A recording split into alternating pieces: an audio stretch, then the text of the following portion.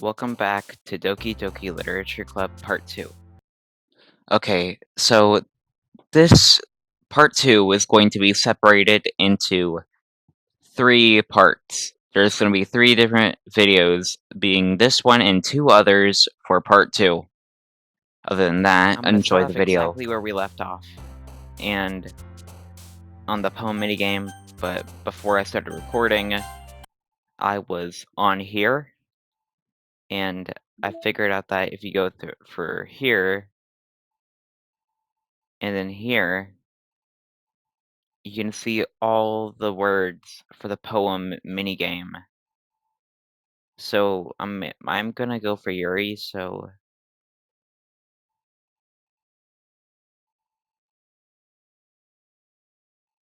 she has all the dark words.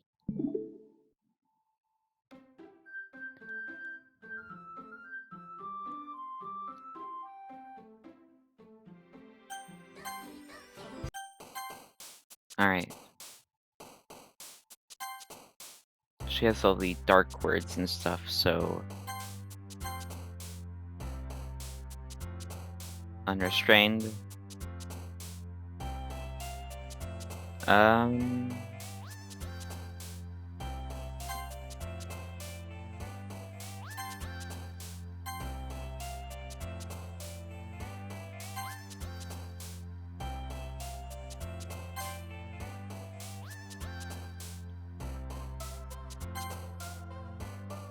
Huh.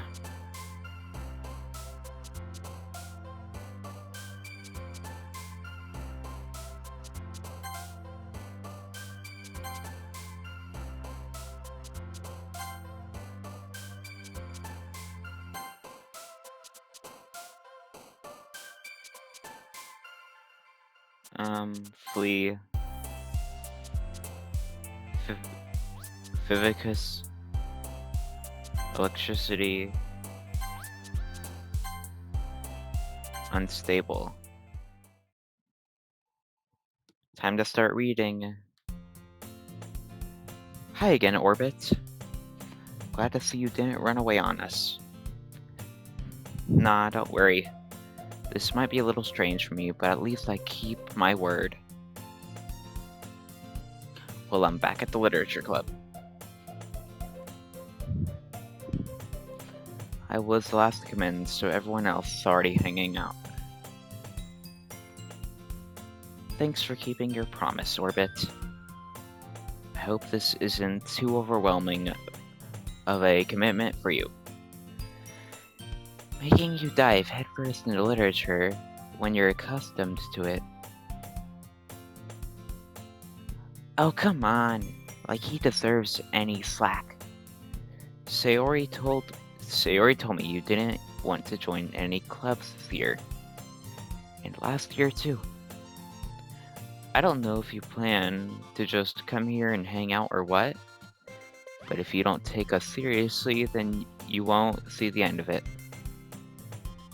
Natsuki, you certainly have a big mouth for someone who keeps her manga collection in the club room. Oh my god. Natsuki finds herself stuck between saying Monica and manga. Manga is literature. Swiftly defeated, Natsuki plops back into her seat. Don't worry, guys. Orbit always gives it his best, as long as he's having fun. He helps me with busy work without me even asking. Like cooking, cleaning my room. How dependable. Sayori, that's because your room is so messy it's distracting. And you almost set your house on fire once. So she's basically super clumsy. Is that so? You two are really good friends, aren't you? I might be a little jealous. How come? You and Orbit became good friends too.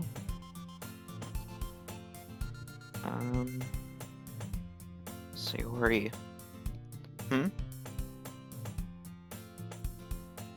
As usual, Sayori seems oblivious to the weird situation she just put me into. Oh, Yuri even brought you something today, you know? But wait, Sayori. Me? Not really. Don't be shy. It's really nothing. What is it? Never mind. Sayori made it sound like a big deal when it's really not. What did I do? I'm sorry. Here I wasn't thinking. I guess that means it's up to me to rescue this situation. Hey, don't be. Oh, hey, don't worry about it. First of all, I wasn't expecting anything in the first place. So, nice gesture. So, any nice gesture from you is a pleasant surprise. It'll make me happy no matter what.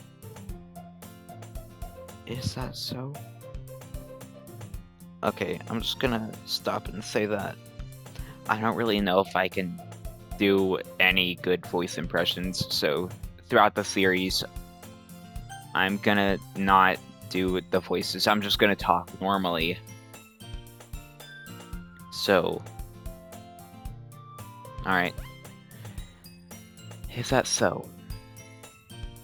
Yeah, I won't make it a big deal if you don't want it to be. Alright. Well, here. Yuri reaches into her bag and pulls out a book.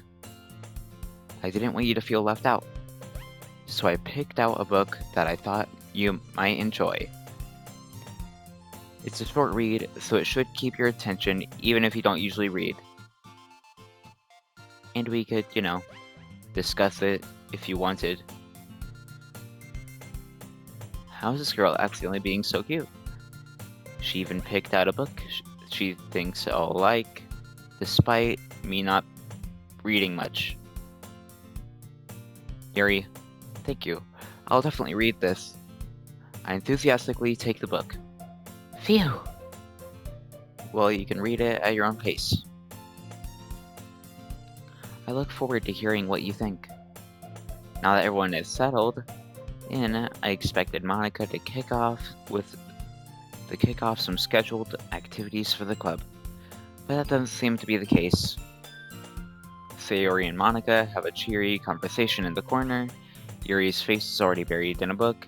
I can't help but notice her intense expression, like she was waiting for this chance.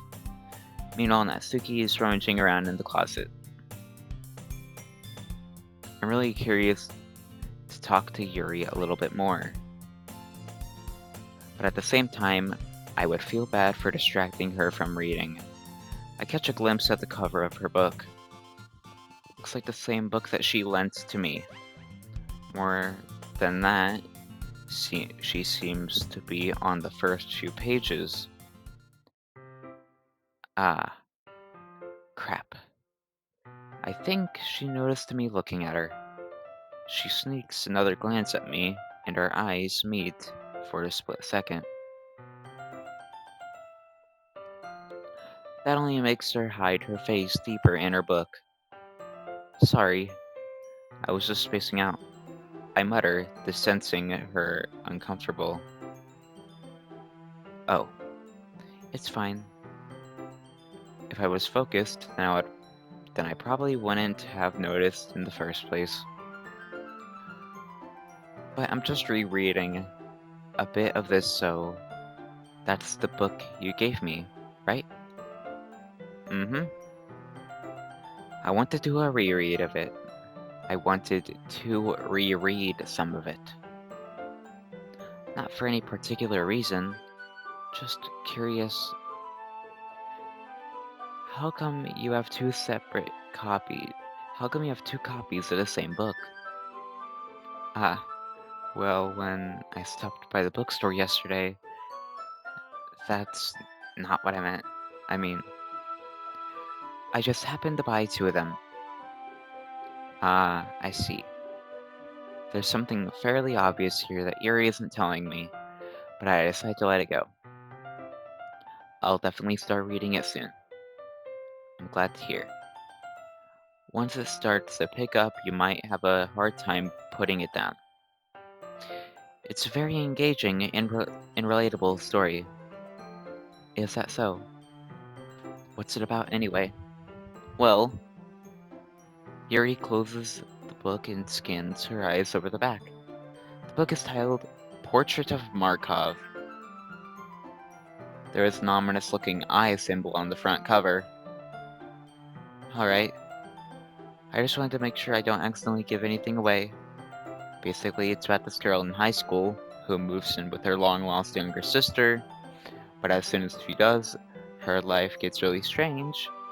She gets targeted by these people who escaped from a human experiment prison, and while her life is in danger, she needs to desperately choose who to trust. No matter what she does, she ends up destroying most of her relationships, and her life starts to fall apart. That's kind of dark, isn't it? Yuri made it sound like it was going to be a nice story, so that dark turn came from nowhere. Yuri gently giggles all of a sudden. Are you not a fan of that sort of thing, Orbit? No, it's not that. I mean, I can definitely enjoy those kinds of stories, so don't worry. I hope so. Yeah, I totally forgot that Yuri is into those things. She's so shy and reclusive on the outside, but her mind seems to be completely different. It's just that those kinds of stories, they challenge you to look at life from a strange new perspective. When something horrible, when horrible things happen, not just because someone wants to be evil, but because they have their own goals or their philosophy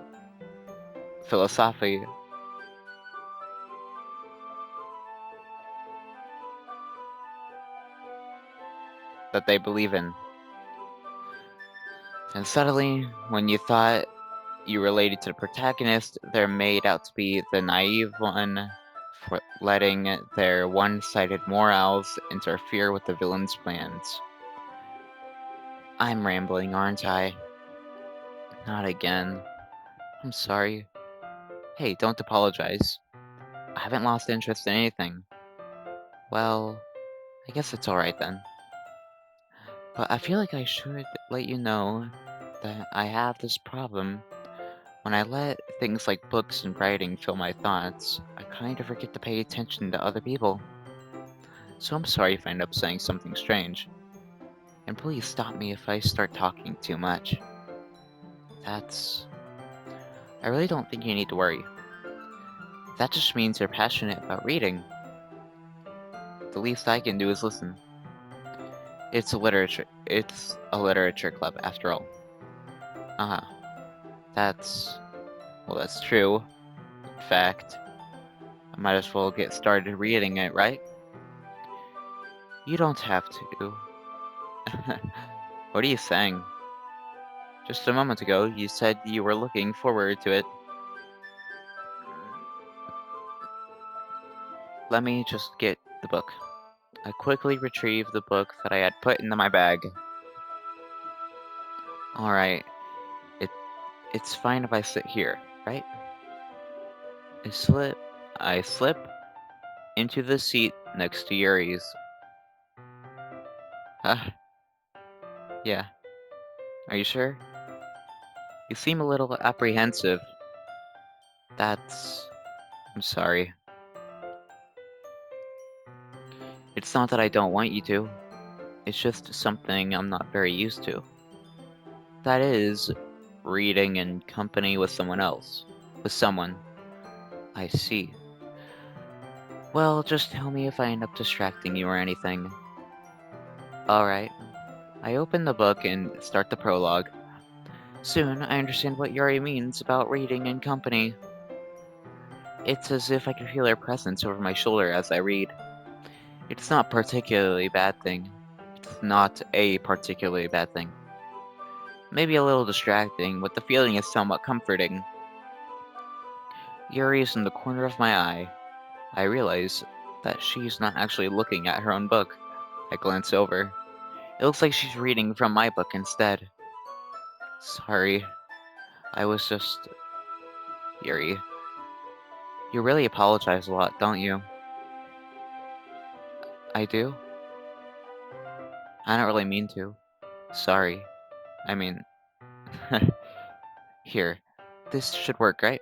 I slide my desk until it's up against Yuri's, then hold my book more between the two of them. Ah, I suppose so. Yuri timidly closes her own copy. Once we each lean in a little bit, our shoulders are almost touching. It feels as if my left arm is in the way, so instead I use my right hand to hold the book open. Ah, I guess that makes it kind of difficult to turn the page. Here. Yuri takes her left arm and holds the left side of the book between her thumb and her forefinger. I do the same with my right arm and on the right side of the book. That way, I turn the page, Yuri slides it under her thumb after it flips her side. But holding it like this, we're huddled even closer together than before. It's actually kind of distracting. It's as if she could feel the warmth of Yuri's face. It's as if I can feel the warmth of Yuri's face, and she's in the corner of my vision. Are you ready? Eh? To turn the page. Ah, sorry. I think I got a bit distracted for a second. I glance over at Yuri's face again, and our eyes meet. I don't know how I'll be able to keep up with her. That's okay. You're not used to reading, right? I don't mind being patient if it takes you a little longer. It's probably the least I can do. Since you've been so patient with me. Thanks. We continue reading. Yuri no longer asks me if I'm ready to turn the page. Instead, I just assume she finishes the page before me, so I turn it by my own volition. We continue the first chapter in silence. Even so, each page almost feels like an intimate exchange. My thumb gently letting go of the page, letting it flutter over to her side as she catches it with her thumb. Hey Yuri, this might be a silly thought, but the main character kinda reminds me of you a little bit. You think so? How does she? Well, I guess she's more blunt in a lot of ways, but she also second guesses all the things she does and says. Like she's afraid she'll do something wrong. It's not like I can see your head. It's not like I can see into your head or anything, but they're kind of reminiscent of some of your mannerisms. I see. Yuri remains silent for a moment, but to Orbit, that's probably a terrible thing to have in common with her. Uh, wait. I didn't mean it in a bad way or anything. Sorry, I really didn't know you were self-conscious about that sort of thing. I guess I'm I guess I more meant that it's kinda cute. That sounded wrong. Shouldn't it be, I guess I meant more? Just remove the word more. I guess I meant that it's kind of cute.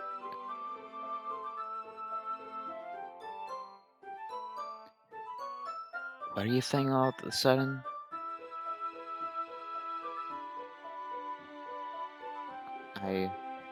Okay, everyone. I think it's about time we share today's poems with each other. We might not have enough time if we wait too long. Yuri exhales, spared from finishing her thought. Is that alright, Yuri? You look kinda down. I'm sorry if you haven't been looking forward to this. It's not. It's fine. Yuri releases her hand from the book, causing it to close on top of my thumb. Alright. I guess I'll do some more reading tonight. Or would you prefer if I only read it with you? I guess I don't have too much of a preference either way. In that case, I'll read a little more tonight. It'll be more fun to read with you after it picks up a bit, you know? That's a good reasoning. In that case, feel free to finish the first 2 chapters in your own time. Alright. I stand up. I make a mental note where I left off in the book.